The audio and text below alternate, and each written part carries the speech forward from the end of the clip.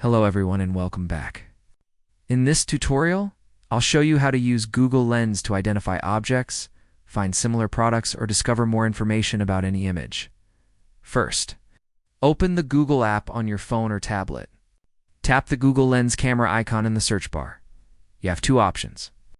You can point your camera directly at an object, or you can tap the gallery icon to choose an existing photo from your library. For this example, let's use a photo. Select an image that contains an object, outfit, or plant you want to learn more about.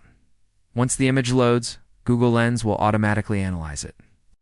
Look for highlighted areas or dots on the image. These are the objects Lens has identified. Tap on the specific item you're curious about. For instance, tap on a pair of shoes in the photo. Immediately, Lens will show you search results.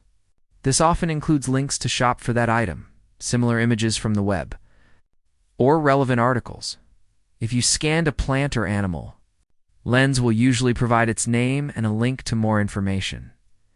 You can also use this to identify landmarks, translate text within the image, or even solve math problems from a photo. And that's it.